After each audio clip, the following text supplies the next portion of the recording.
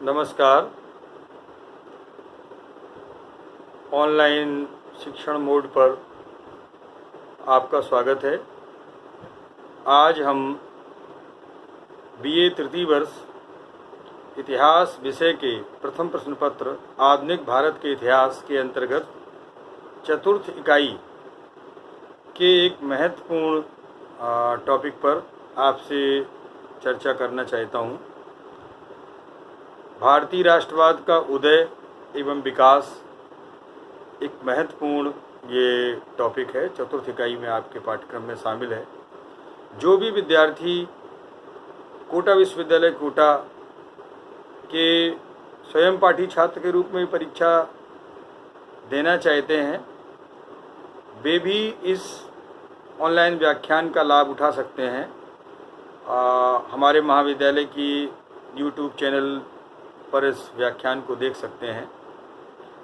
तो ये जो भारतीय राष्ट्रवाद का उदय एवं विकास का टॉपिक है, इसे हम ऑनलाइन मोड की सीमाओं को समझते हुए दो भागों में पूरा करेंगे। पहले भाग में भारतीय राष्ट्रवाद के उदय के कारणों पर कुछ विचार करते हुए अपनी बात को समाप्त करेंगे। दूसरे भाग में जो भारतीय राष्ट्रवाद के उदय में उदारवादियों या नरमपंथियों कह लें का योगदान है तथा जो गर्मपंथी स्वतंत्रता सेनानियों का योगदान है, उसकी चर्चा करेंगे।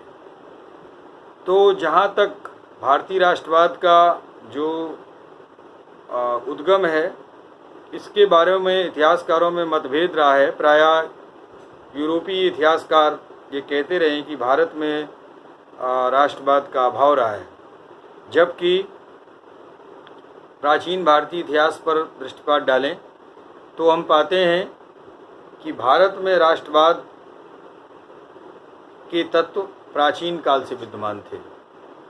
मानव पाषाण काल से एकता की भावना से अनुप्राणित होकर समान जीवन यापन एवं आत्यांतिक उद्देश्यों की पूर्ति सचेष्ट रहता है, जिसकी प्रबल अभिव्यक्ति वैदिक कालीन ऋषियों द्वारा आयोजित यज्ञों में दिखती है। राष्ट्र के अंतरतम में राष्ट्रीयता की भावना समाहित प्रतीत होती है। राष्ट्र के स्वरूप की परिपक्व परिकल्पना वैदिक काल से हमारे इतिहास का और संस्कृत का मूलाधार रही है, जो वैदिक धर्म और साहित्य में अनेक बार व्यक्त हुआ है। जो राष्ट्र तत्व के रूप में वैदिक साहित्य जिसे परिभाषित करता है, वह राष्ट्र तत्व दृष्टा ऋषियों की देखरेख में राजन्य छत्री द्वारा रक्षित हुआ है। जैसा कि ऋग्वेद के एक उदाहरण से स्पष्ट होता है, राजा राष्ट्राणाम नदी नामन क्षत्रियम विश्वाय, तथा 10वें मंडल में एक दूसरा है, यथा राष्ट्रगुप्तम क्षत्रियस। प्राचीन भारत के आध्यात्मिक राष्ट्रवाद एवं सांस्कृतिक समुन्नत स्वरूप का दर्शन हमें इसके साहित्य में अनेक बार मिलता है, जिसमें संस्कृत साहित्य ने अपने उद्गम काल से ही भारत की सांस्कृतिक एकता को रेखांकित करते हुए भारत भूमि को वंदनीय बताया है। सानो भूर्म सृजता माता पुत्राय में पथ, अथर्ववेद कहता है, माता भूमि पुत्रोहम पृथिव्या, नमो राष्ट्रदेव्यै नमो राष्ट्रदेव्यै। इस तरह के जो वैदिक ऋषियों के कथन हैं, वे भारत में, प्राचीन भारत में राष्ट्रवाद के संकल्पना को सिद्ध करने के लिए पर्याप्त प्रतीत होते हैं। अब जो आगे वैदिक साहित्य में राष्ट्रीयता की भावना व भौगोलिक सीमाओं का जो सशक्त वर्णन मिलता है, जिसमें राष्ट्र के नागरिकों को अपनी सीमाओं का ज्ञान हो। वायु पुराण का एक श्लोक याद आता है, उत्तरम यत् समुद्रस्थ हिमादर्श्चैव दक्षिणम वर्ष यद भारतम नाम यत्रेयम भारतीय प्रजा। राष्ट्रवाद के उदय एवं विकास की पृष्ठभूमि पर चर्चा करने से पूर्व राष्ट्रवाद या राष्ट्रीयता से अभिप्राय जान लेना उचित होगा। E.H. कार ने राष्ट्रों का उदय मध्ययुग की समाप्ति पर माना है। A.R. देसाई लिखते हैं, सामाजिक, आर्थिक और सांस्कृतिक विकास के खास दौर में राष्ट्रों का विकास हुआ। प्रत्येक देश में राष्ट्रीय राजनीतिक चेतना उन अनेक शक्तियों के पारस्परिक एवं सामूहिक प्रभाव का परिणाम होती है जो दीर्घकाल से उस देश में कार्यरत रहती है। भारत के राष्ट्रीय आंदोलन की अग्रणी भारतीय राष्ट्रीय कांग्रेस थी, जिसका जन्म कोई आकस्मिक घटना नहीं थी, बल्कि उस असीमित आर्थिक राजनीतिक असंतोष की व्यापक अभिव्यक्ति थी जो ब्रिटिश शासन की प्रतिक्रियावादी नीतियों के कारण भारतीयों में उत्पन्न हो रहा था। अंग्रेजों ने रंग एवं जात का भेद किए बिना भारतीयों को सरकारी सेवा में लेने का बार बार आश्वासन तो दिया था, किंतु व्यवहारिक रूप से ऐसे प्रबंध किए कि भारतीयों के लिए सरकारी सेवाओं के द्वार बिल्कुल बंद थे। अतः सन 1870 ईस्वी के बाद शिक्षित वर्ग में राजनीतिक चेतना उत्पन्न हुई और उन्होंने प्रशासनिक सेवाओं एवं प्रशासन में अपने को उपेक्षित अनुभव किया। परिणामतः जो असंतोष था उसमें शिक्षित वर्ग या मध्यम वर्ग की एक महत्वपूर्ण भूमिका रही। समाजतः यदि उन कारणों का नामोल्लेख करें जिनके कारण भारत में आधुनिक राष्ट्रवाद का उद्गम सभी इतिहासकारों द्वारा परिभाषित किया जाता है, उसमें मध्यम वर्ग के उदय के साथ साथ विभिन्न सामाजिक एवं धार्मिक आंदोलनों को स्थान देना होगा। इन सामाजिक एवं धार्मिक आंदोलनों के चलते भारतीयों में जो सामाजिक जागरण हुआ, जिसे रिसर्जेंस अंग्रेजी के बोलने वाले कहते हैं, रिसर्जेंस कुछ अर्थों में रेनेसा, यूरोपीय रेनेसा से भिन्न था, इसलिए उसके लिए अलग से एक रिसर्जेंस शब्द दिया गया।